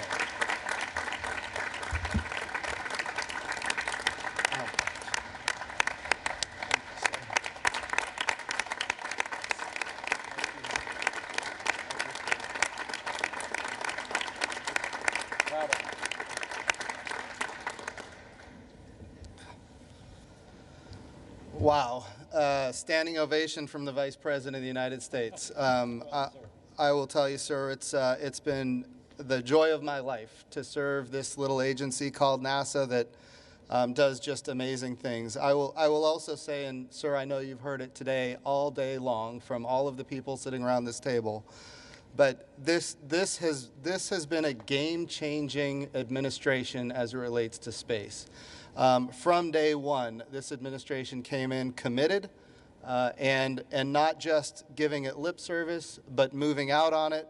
And you're hearing it not just from me, but from everybody around this table who has served with and for you, sir. And your leadership here has been astonishing. I have said, and I'll keep saying it, one of the best things President Trump did was reestablish the National Space Council. And right after that, putting his #1 guy, the Vice President of the United States, in charge of it. And it's been just a real pleasure serving on this council with you, sir. So I'll go through kind of where we are with the Artemis program, which of course is our return to the moon, not just with the next man, but with the first woman, which was a very direct order from the Vice President of the United States, who is carrying out the direction of the President of the United States. And so here's where we are, sir, and I'm very pleased to report the core stage of the SLS rocket is complete. It is at the Stennis Space Center being tested. All 4 RS-25 engines have been integrated, and we have now completed 6 of the 8 tests for what we call the green run. Right now we are in the midst of the 7th test, which we call the wet dress rehearsal. And of course, the next test after the wet dress rehearsal is, no kidding, a live fire test of all 4 RS-25 engines. So we are very excited to be where we are. The SLS rocket, of course, is the moon rocket. I know we're sitting underneath a Saturn V, and this, of course, reminds us of the history, but we are here today talking about the future. And I want to assure my friend, the Director of National Intelligence, John Ratcliffe, that Saturn V is very secure. So we are not going to need a new DNI today, and I made sure of that. So I do think it's important to note that the SLS rocket, Mr. Vice President, is back on track and moving forward. The Orion crew capsule is complete. It has gone through environmental testing. We have done the launch abort testing, which is also complete and has been successful. It is mated to the European Service Module, and of course it is here at the Kennedy Space Center waiting for some more processing. So that, again, is good news. As we move forward, one of the big things that you gave us direction to do, and this was at the IAC, the International Astronautical Congress, was to make sure that we partnered with freedom-loving countries. And we have done that. We put together the Artemis Accords, which establishes what are the norms of behavior, what are the things we expect our partners in space exploration to do as we explore space together. And so we wrote out the Artemis Accords. We had great support from the State Department. I want to really tip my hat to what the State Department did. The Artemis Accords are complete. We're looking for transparency from all of our international partners. We're looking for interoperability. We're looking to make sure that if there are astronauts in distress, we all support each other. We're looking to make sure that the future of space exploration is peaceful. And all of this was enshrined in the Artemis Accords. And of course, one of the reasons to do all of this is because when we go to the moon this time, it's going to be with international partners, which we didn't have last time, but also this time we're going to have commercial partners. And we need to have the processes by which we can all agree to explore the moon safely, both with commercial and international partners, as the United States of America leads this coalition to the moon. And eventually on to Mars. I want to be clear, we already have 9 countries that have signed up, 9 freedom-loving countries that signed up, and we just announced the Artemis Accords earlier this year. There are more countries that we're talking to every day that are interested, but here's the thing, and this is my experience as the NASA administrator. Everybody loves Artemis. All of our international partners want to be part of the Artemis program. That gives us a great tool of soft power to say, we want you with us, but when you come with us, there are basic standards of behavior that we need you to abide by, and all of those standards, by the way, are enshrined in the Outer Space Treaty of 1967. So all of that is very positive. The Gateway, our little, it's not really a space station, but it's an outpost around the moon. But it's going to give us the extra energy that we need to get to low lunar orbit, to the surface of the moon, and then back to the Gateway. The Gateway is under development. We are rapidly moving forward on the Gateway. The power and propulsion element and what we call HALO, which is Habitation and Logistics Outpost, is under development. We're going to put those two together. We're going to launch them on a single rocket, and we're going to do that by the year 2023. So the Gateway will be underway by 2023. We're also very excited that the Gateway, in fact, and this is for Dr. Drogemeyer, we've already selected 2 science experiments to be on the Gateway in orbit around the moon, and those 2 science experiments have to do with space weather and the radiation of deep space. So this is going to enable us to get more science than we could otherwise get, and of course, we all know Dr. Drogemeyer, he mentioned Oklahoma earlier. Dr. Drogemeyer comes from Oklahoma, very amazing weather scientist, and now expanding that field all the way to space weather. So we're there with you, sir, and we'll keep moving forward on that. We think about our European partners.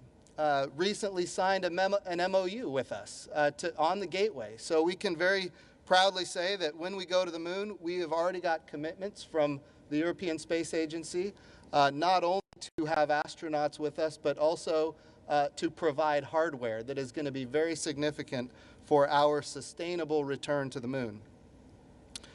So we have also opened up the aperture a little bit when we go to the moon. One of my first initiatives, Mr. Vice President, as you know, was we're going to go commercially, as directed by you and the President of the United States. So we initiated the Commercial Lunar Payload Services Program to take NASA payloads to the surface of the moon, where we buy a service. We don't own and operate the hardware, but we buy a service.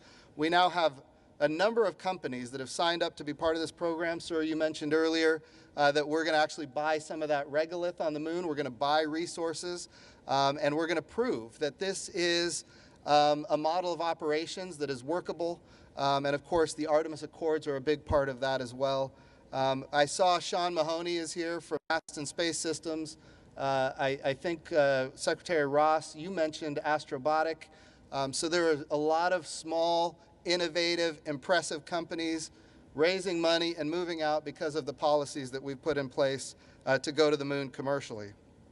So all of that is very exciting.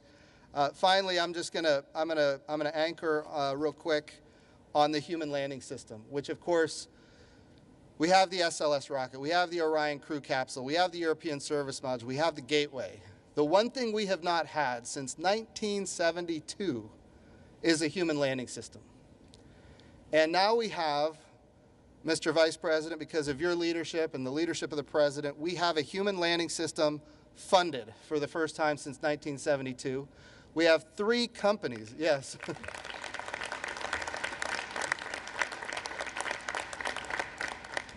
We have 3 companies that are under contract. There's a lot of companies involved, I want to be clear, but 3 prime contractors that will be leading the efforts for the human landing system.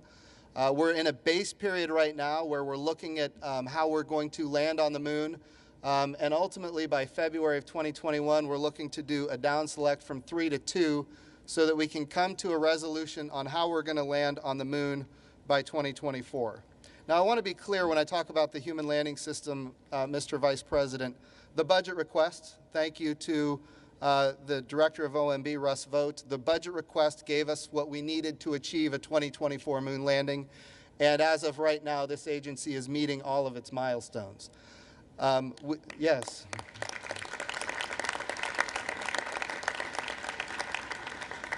We are in the midst of, as the director of the budget has said, we're in the midst of negotiating to get that lander funded.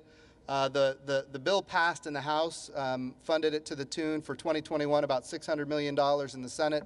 It was about $1 billion. Now, $1 billion is a lot of money, and I want to be really clear. We are so grateful for the bipartisan support for this. That's one of the biggest things that we have to have moving forward. This has to be generational in nature, which means strong bipartisan support is necessary, and we're grateful for that.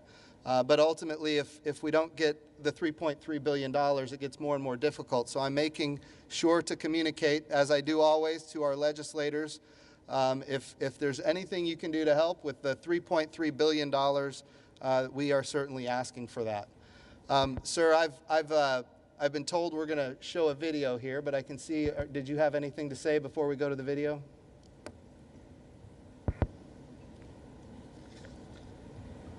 Well, I think we've got a very exciting announcement coming up, but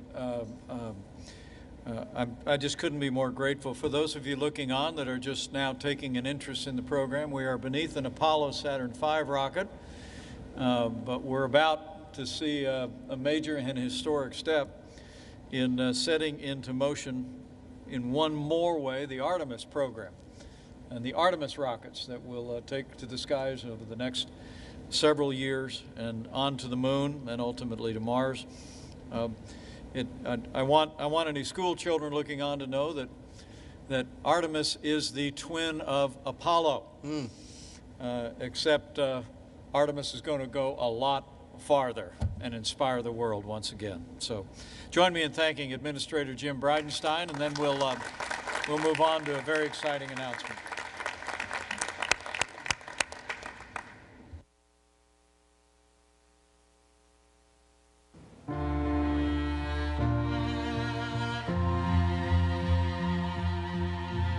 The Apollo missions were a daring success and highlighted what a generation of ambition can accomplish. We choose to go to the moon, but in a whole new way.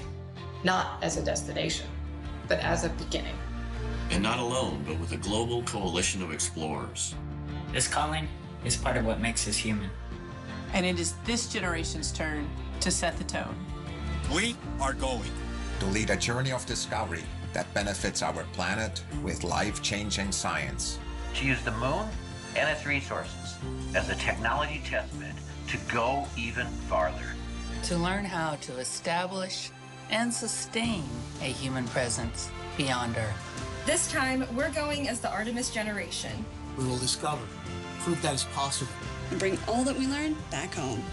To benefit all of humanity. And then we will take the next giant leap. Mars. Welcome. Welcome. Welcome to the Artemis Generation.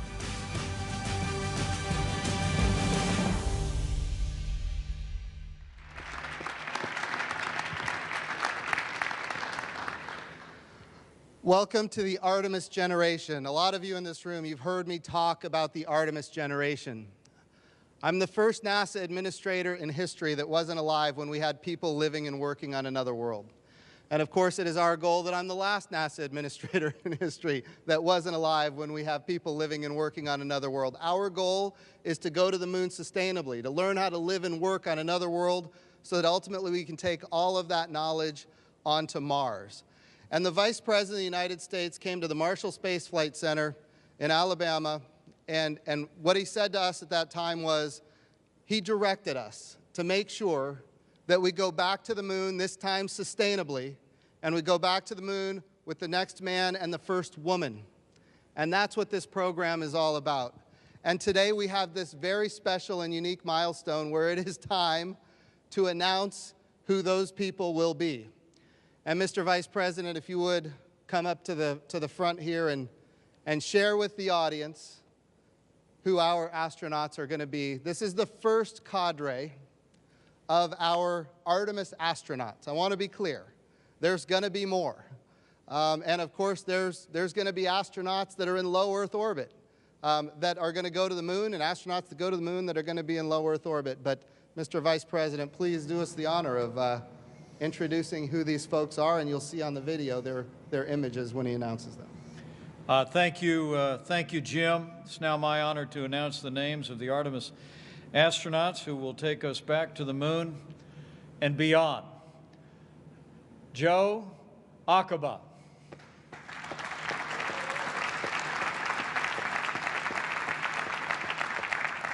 Kayla Barron.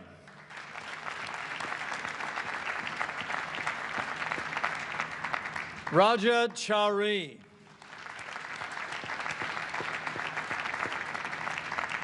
Matthew Dominic.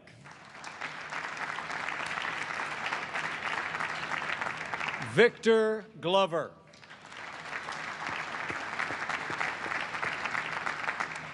Woody Holberg.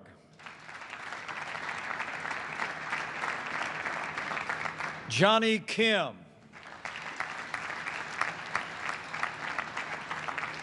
Christina Cook.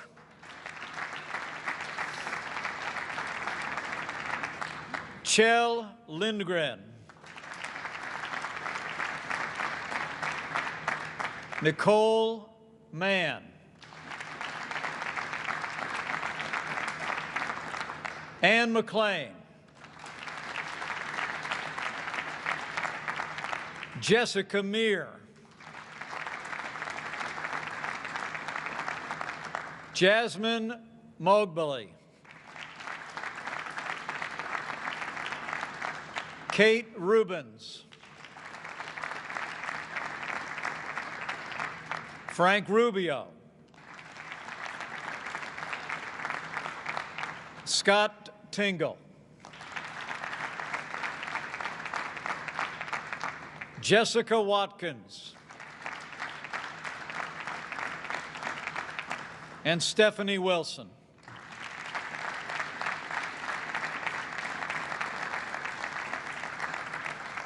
And now it's my special honor to welcome 5 members of the Artemis Generation who are here with us today at the Kennedy Space Center. Jessica Watkins.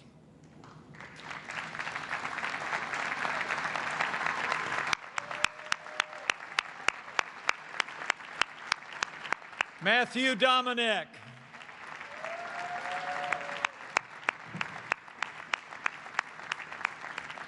Ann McLean.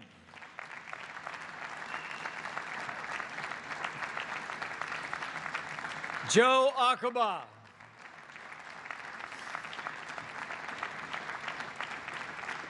And Jessica Meir.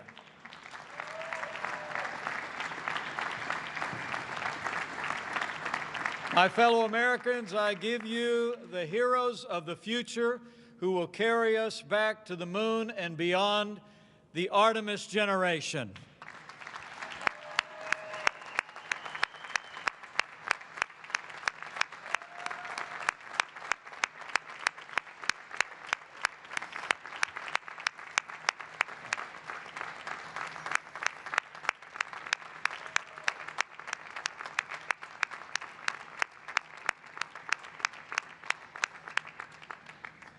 Well, thank you all for stepping forward and for the excellence that you've shown throughout this program. And congratulations to you and all of those that were just named that are part of the Artemis Generation. It really is amazing to think that the next man and the first woman on the moon are among the names that we just read, and they may be standing in the room with us right now. We started today reflecting on a great hero of the past.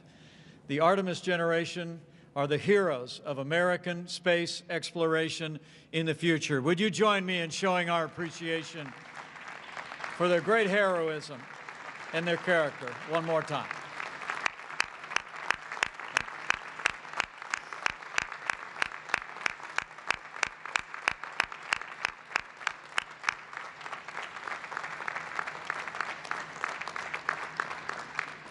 Well, thank you all. We're going to wrap up very quickly here, this 8th meeting of the National Space Council.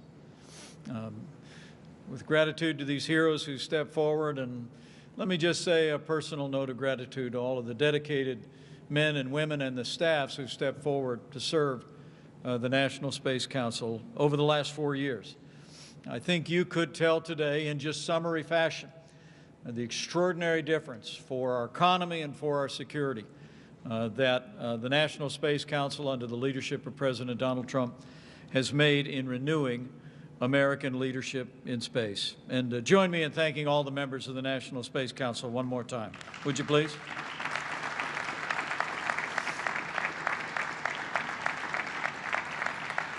I also want to take the opportunity to thank members of the User Advisory Group.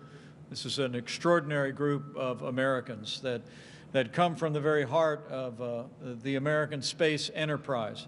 And they brought their incredible professionalism and their incredible experience to bear on ensuring that we had the very best guidance to take the steps necessary to promote and expand America's space enterprise. There are a few that are with us here today, and first I want to thank from afar Admiral Jim Ellis, who has led the User Advisory Group of the National Space Council with such great distinction. Join me in thanking Admiral Jim Ellis for his great work.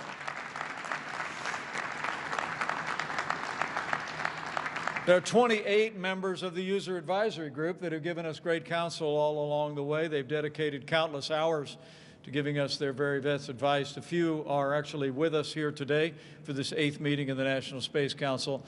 So in addition to Admiral Ellis, allow me to thank Lieutenant Governor Jeanette Nunez of the great state of Florida. Thank you for your contributions to the space program.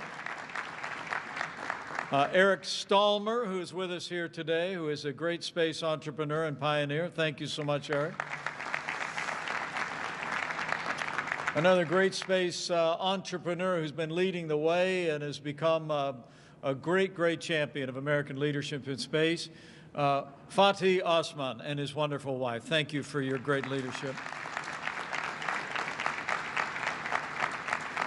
And to a great entrepreneur who brought great business acumen to this, and the great counsel of his wife, Judy, has assisted all along the way. Join me in thanking Indiana's own Fred Klepsch for his contributions to the National Space Council. I come to this 8th meeting of the National Space Council just with a heart filled with gratitude. I'm humbled by the efforts of all of those that are gathered here. The military leadership from the Department of Defense, Secretary Barrett, General Raymond, General Hyten, and others who have stepped forward to really transform the commitment of our nation to ensuring the security of the American people from space, but also the vitality of America's ideals in space for generations to come. But I know I speak on behalf of the President as well when I just express my appreciation for all the members of this administration who caught the same vision. I love what Dr. Pace said a few moments ago. He said there's nothing more terrifying than having a boss who cares about what you're doing, has an interest in what you're doing. And all I can say is I can relate. I'll never forget the day, Jeanette. It was when we were campaigning for this job 4 years ago that I got a phone call. I was on my way to the Space Coast. And then our candidate called me up and he said he wanted to revive something called the National Space Council. And he wondered if I'd be willing, as other vice presidents had done in the past, to be willing to chair it. And so there have been many kind words expressed for your vice president today, but let me invite all of you to thank President Donald Trump and all of those that have served alongside him for renewing American leadership in space.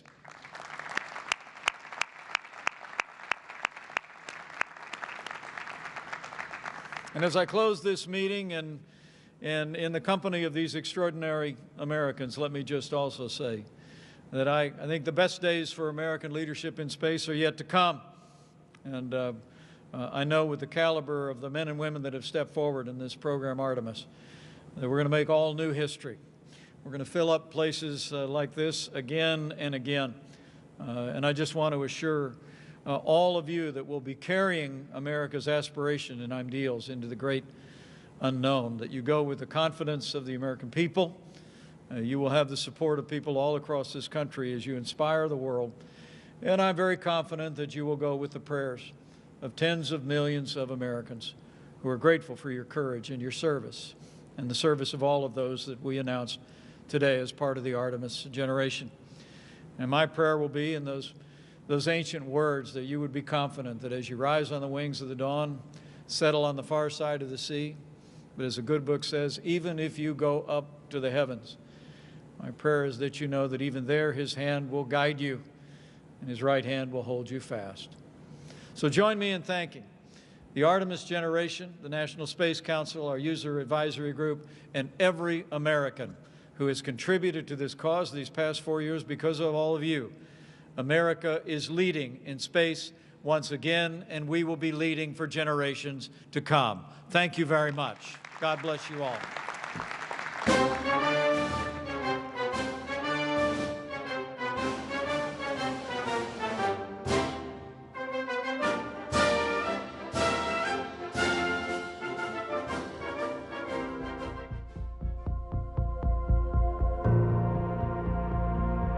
At NASA, we have always answered the innate call to go.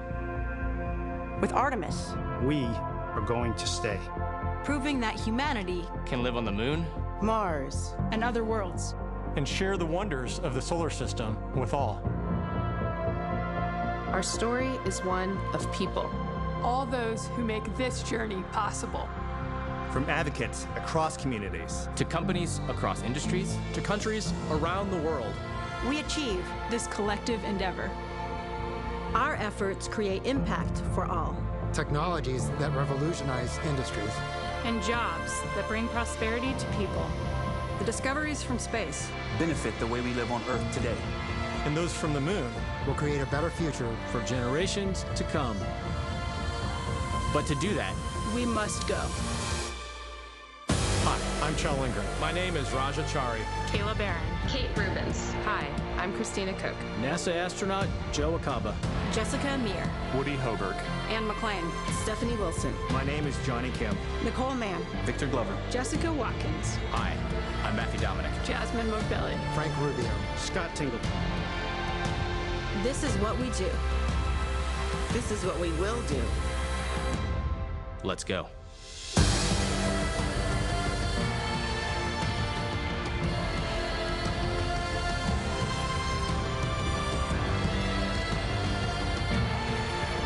We go to the moon to learn how to live on other planets. For the benefit of all.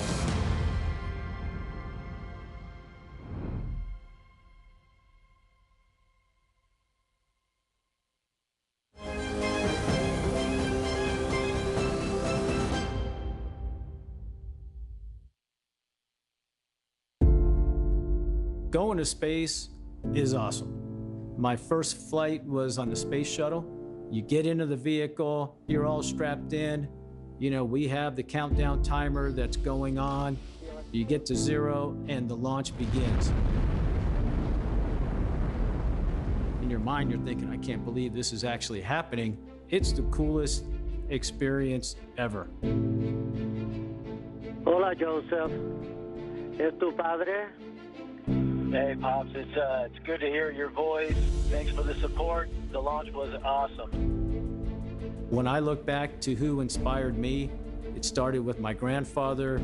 He actually had the old films of the Apollo missions that we would watch.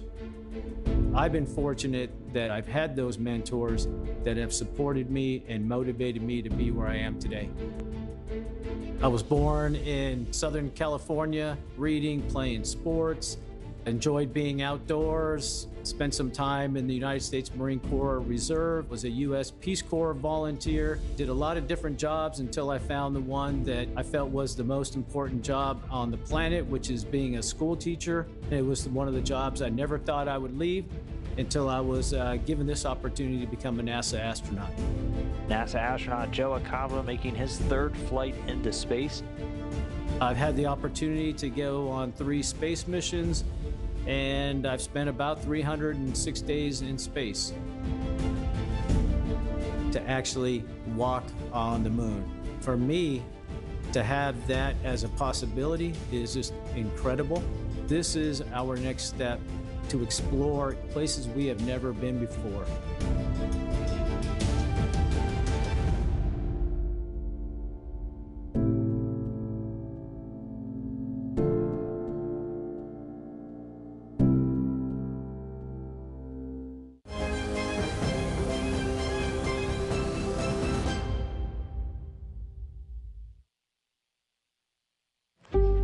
NASA family and friends, our first astronaut, Kayla Barron.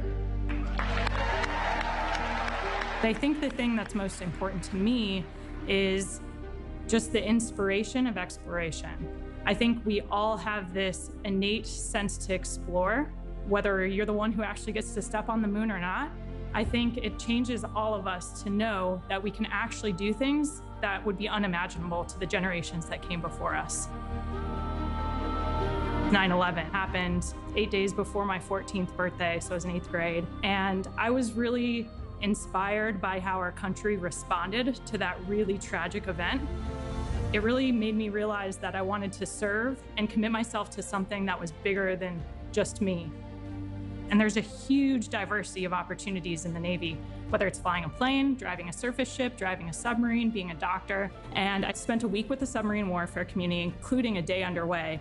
And I was so impressed by the sailors on that submarine. They just seemed like the kind of people who would teach me how to be a good leader. For me, the dream of becoming an astronaut cemented itself pretty late in my life. I went back to the Naval Academy to work for Admiral Ted Carter. And because I was working with him, I got to go to all of these really cool events and meet a lot of people who I had no business talking to, really. I met one of his classmates, former astronaut Kay Heyer, and she was telling me about one of her shuttle missions where they were building the early space station. And I said, you know, that sounds a lot like a submarine in space. She looked at me and she was like, it totally is. That's exactly what it's like. And that was sort of the lightning strike moment. As a kid, I knew about astronauts. I watched shuttle launches on TV. I knew we were in space, but never seemed like something that I could do. But I had really good mentorship at that time. You know, I shared that dream with my boss, Admiral Carter. He turned to me and he said, Kayla, do you know how you become an astronaut? You apply. And for me, that was the perfect mentorship I needed in that moment. I'm somebody who thinks really hard about everything I do, all the details. And he said, you know, it's actually pretty simple. You just got to put yourself out there and you never know what's going to happen. So I did apply and it ended up working out. Here I am. I think you're one of my favorite people.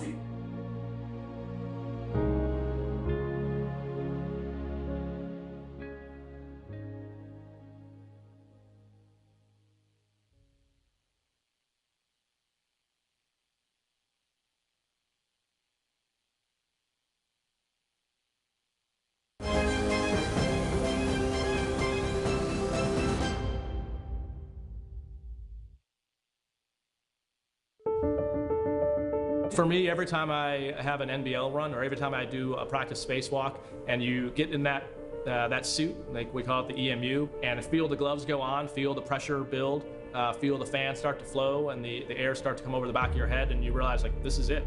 That's when it really strikes me that this is actually not a dream. This is actually happening. I'm Raj Achari. I go by Grinder. I grew up in Iowa and I went to the Air Force Academy and then MIT, and then I was an Air Force test pilot. If I ask my mom, she definitely has memories of me as a child talking about being an astronaut. I always knew I wanted to do something related to aviation, but at the same time, I think I also started telling myself it wasn't really possible because it was just something to get let down from. Every phase of my life, I had doubt. Whether it was at the Air Force Academy and wondering whether I could survive basic training, whether it was when I was at MIT, or even pilot training, failing check rides, and thinking, again, maybe I'm on the wrong path. But I think in all those events, I've been blessed to have a supportive family, supportive spouse, supportive mentors and leaders who helped me at the time realize, like, hey, these are setbacks, and you get better by tackling those head on. For the Artemis mission, they're not just PowerPoint slides. They're actually metal is being bent, shaped, formed to build the things that we're going to use. And as a test pilot background, this is a dream job to actually be involved in all of this. Now looking back, I would have told myself, hey, just pause and appreciate what's actually happening around you and the magic of the moment that you're in. Newton talks about, standing on the shoulders of giants. Now, I'm definitely not a giant, but if I can throw a little stepping stone out there, that would be my goal. My name is Raj Achari.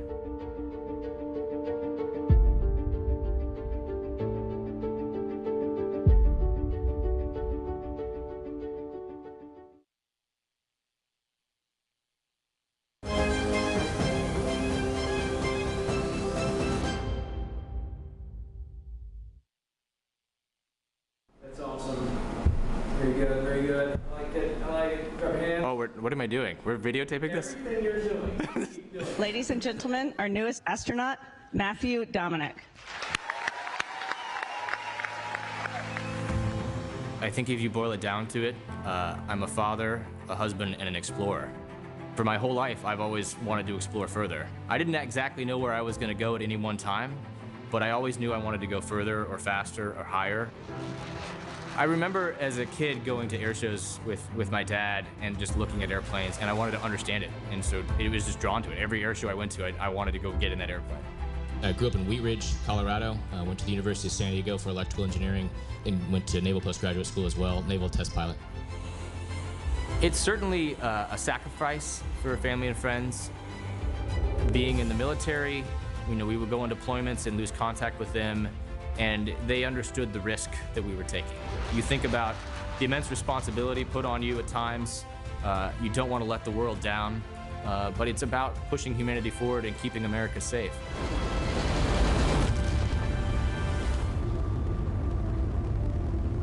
Watching rockets launch, right? I mean, watching shuttle launches as a kid was an enabler for me. It's like, how do I become a part of that? How do I join that team to go do that?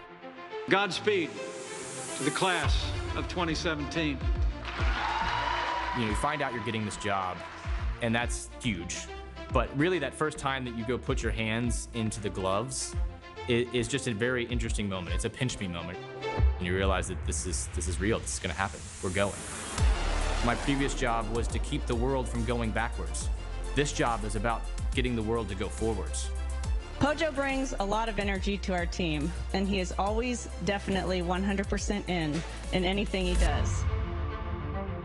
NASA astronaut Matthew Dominic.